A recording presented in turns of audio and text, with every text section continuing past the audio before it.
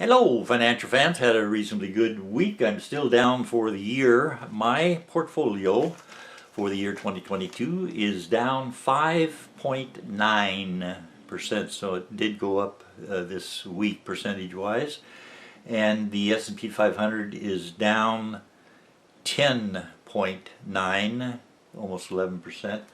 And therefore I am beating the S&P 500, which is an accomplishment that is hard to do, and I've been fortunate so far this year, even though I have been going in the wrong direction overall.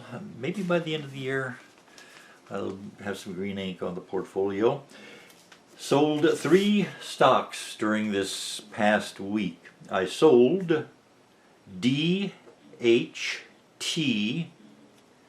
DHT, I sold it on 8/10, August 10th, 72 for $7.34.5.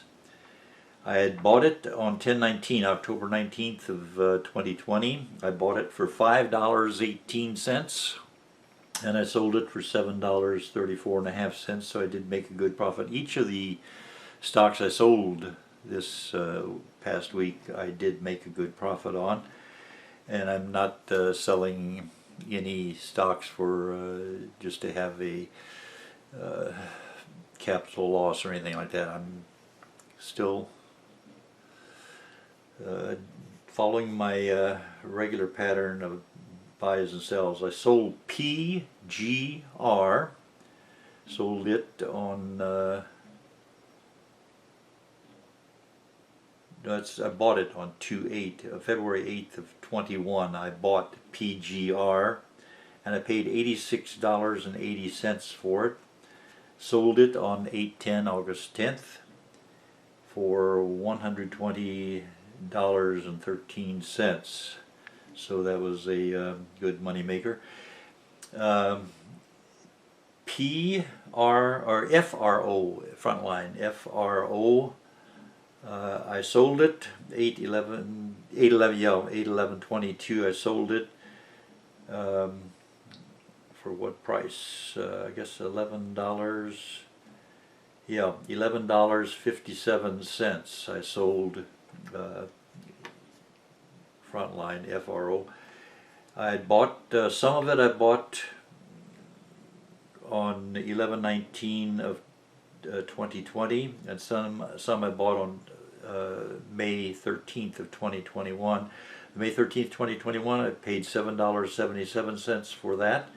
The 11/19/20, I paid $6.77, and I sold it for $11.57, slightly over. So I did make money on the 3 trades, and I have been patient, as those of you who follow my series of stocks to consider, you know I'm not someone who rushes in or rushes out, and had a very good week.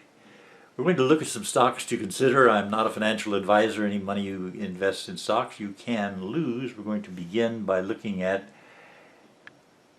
BIONTECH, BioNTech SE, and the symbol BNTX has some good numbers here to consider. 2/3 of the way down, column on the left, 52-week range. The stock was selling for as low as $117, and it was selling sometime during the past 52 weeks for $390. So it looks like it's at a comfortable place with lots of headroom, and it could be heading north. We don't know, but we will see. The average volume, 1,117,000 shares trade every day. The experts consider this stock to be undervalued. We look in the middle column, 3rd item down, PE ratio, my goodness, 3.14. That is teensy weensy. That is a very low PE ratio, and we like a low PE ratio. The earnings per share, 50.99, which is incredible. We'll see what happens as stocks go forward. The 1-year target estimate on this, $240. That actually should be a very easy number for this stock to reach, but as I say, I'm not a financial advisor. And I will mention something while I have your attention, and this not only applies to BioNTech SE, but all the stocks and companies in the U.S. Some people express fear because a company has a lot of debt. I'm the opposite. I express fear if it does not have lots of debt. During the past 5 years, any company that didn't take advantage of the low interest rates and stock up on money that they could use to spend to increase their production or whatever purpose they might have for making their factories more modern with better equipment, they should be in debt at a low interest rate. Hopefully. Now, as the interest rates go up, it doesn't make too much sense to get into debt. So hopefully they did their going in the red. They did that last year, the year before, and the year before that, hopefully. So don't fear debt just because it's there. Take a look at a few other numbers. Okay, that 52-week target date, our target estimate $240 is expected. And we check now Citigroup. I do own Citigroup, symbol C. $54.38 was the closing price on Friday. And 2/3 of the way down, column on the left, 52-week range, $43.44 was the low, and $74.62 was the high. So it's sort of near the middle, closer to the bottom than closer to the low than the high. And the average volume, 22 million shares trade every day. This stock is considered to be undervalued by the folks at Yahoo. PE ratio 6.81. We like anything that's under 10 for the PE ratio. Forward dividend and yield 3.78, which normally would be a good yield during times of steep inflation. This is better than having nothing, but not anything to brag about. 1 year target estimate for this particular company, $60.65 per share, which would be a nice move upwards. And the financial companies should do well in the future months that we can speculate. Chevron is our next stock we're looking at. CVX is the symbol. $159.85 was the closing price on Friday, the 52-week range.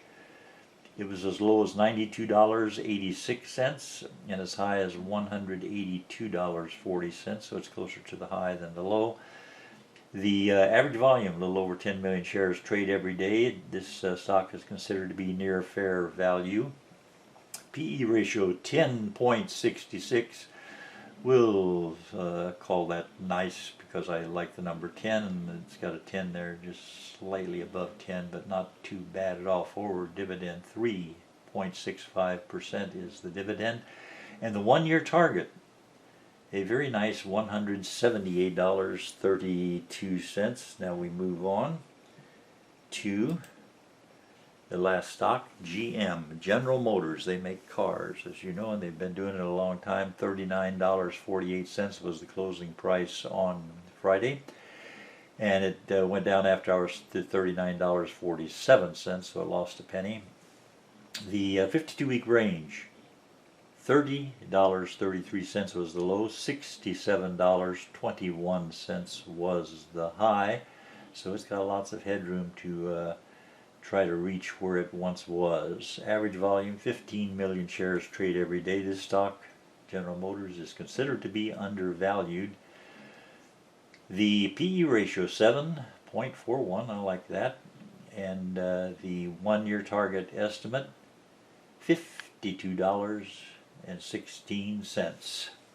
So that looks like a good speculative stock, but we don't know. I'm not a financial advisor, but I do thank you very much for watching.